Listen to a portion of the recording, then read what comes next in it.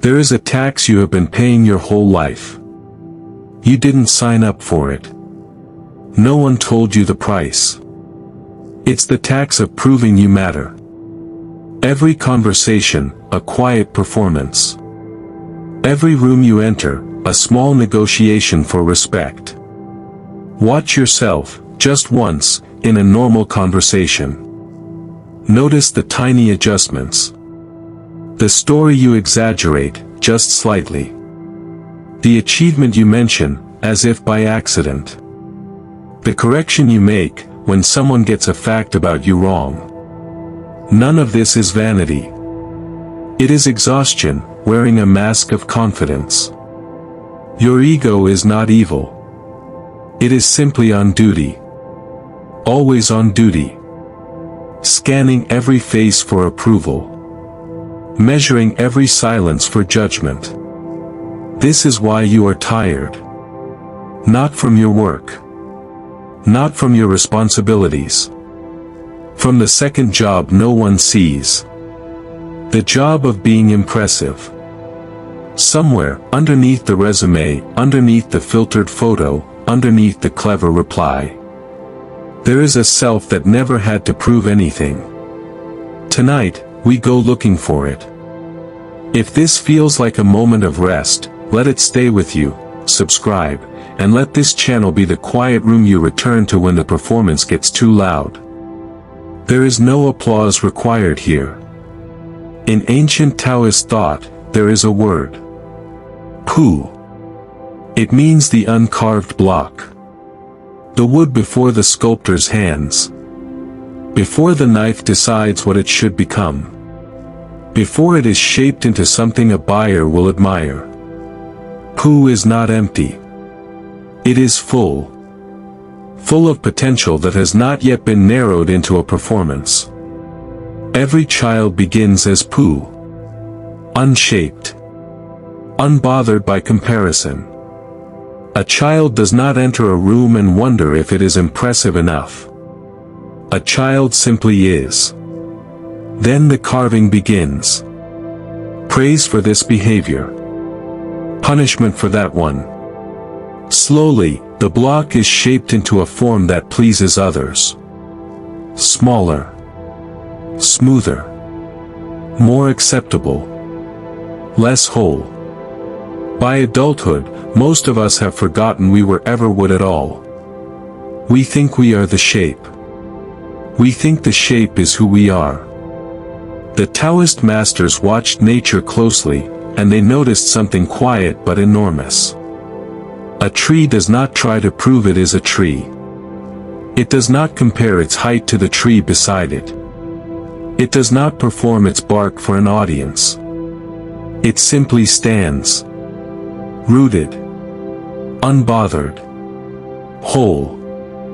The mountain does not ask to be admired for its size. The river does not argue with the rock about which of them is stronger.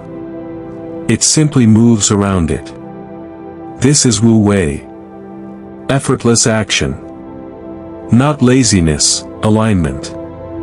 A thing behaving exactly as its nature intends, without straining to be witnessed. Imagine, for a moment, living like the tree. Imagine entering a room and simply standing there. No adjusting. No performing. No inner committee deciding how to be perceived. Just presence. Just Pu. Uncarved. Unhurried. Undivided. This is not a regression to childhood. It is a return. The wise, Lao Tzu tells us, return to the state of the uncarved block, not because they know less, but because they have stopped needing the carving to survive. Here is the quiet trap. The more you need to be understood, the more power you give away. Every time you correct someone's opinion of you, you hand them a small piece of your peace. Every time you defend your status, you confirm, even to yourself, that your worth is negotiable. Think of energy as a current. When you crave admiration, the current flows outward. Toward the audience. toward their opinion, toward their approval. And what flows outward must be replenished from somewhere. So you keep performing, keep explaining, keep proving. And you wonder, quietly, why you feel so depleted by people who barely know you. This is the trap. Not the people. The dependency. When your sense of self hangs on being perceived correctly, you are no longer sovereign. You are outsourced. A rented identity, paid for inattention. There is a stillness available to those who let themselves be misunderstood. Let someone think less of you.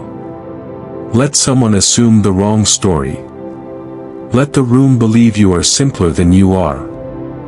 Nothing breaks. The sky does not fall. Only the exhausting need to correct them, that breaks. And in its place, something unfamiliar arrives. Room. Space. Quiet. The old masters called this a kind of invisibility. Not disappearing from life. Disappearing from the performance of it. A strong tree does not flinch when a bird mistakes its branch for something smaller than it is. Security is not being seen accurately by everyone. Security is not needing to be. Here are 3 quiet practices. Not for improvement. For return. First, practice the pause. The next time you feel the urge to brag, or correct, or clarify your worth, stop. Let the urge rise. Let it pass, unspoken. Notice how much energy remains when you don't chase the validation. Second, measure yourself by stillness, not applause. Ask, at the end of each day, not, who was impressed by me, but, was I at peace with myself? Let that be the only scoreboard. Third, allow yourself to be nobody. In a world addicted to being somebody, let this be your quiet rebellion. Order your coffee without needing to be remembered. Do good work without needing it witnessed. Walk through a room like the tree walks through wind, present, rooted, unconcerned with being noticed. This is not disappearing. This is arriving. Arriving at the self that existed before the carving began.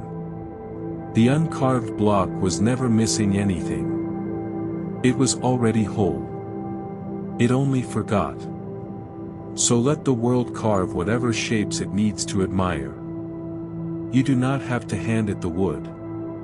Somewhere in the stillness beneath your performance, the tree is still standing. It was never trying to prove it was a tree. It just never stopped being one. Here are 3 quiet practices. Not for improvement. For return. First, practice the pause. The next time you feel the urge to brag, or correct, or clarify your worth, stop. Let the urge rise. Let it pass, unspoken. Notice how much energy remains when you don't chase the validation. Second, measure yourself by stillness, not applause. Ask, at the end of each day, not, who was impressed by me, but, was I at peace with myself? Let that be the only scoreboard. Third, allow yourself to be nobody.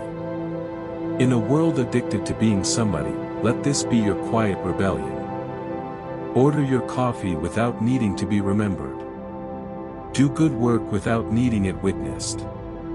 Walk through a room like the tree walks through wind, present, rooted, unconcerned with being noticed. This is not disappearing. This is arriving. Arriving at the self that existed before the carving began. The uncarved block was never missing anything. It was already whole. It only forgot. So let the world carve whatever shapes it needs to admire. You do not have to hand it the wood. Somewhere in the stillness beneath your performance, the tree is still standing. It was never trying to prove it was a tree. It just never stopped being one.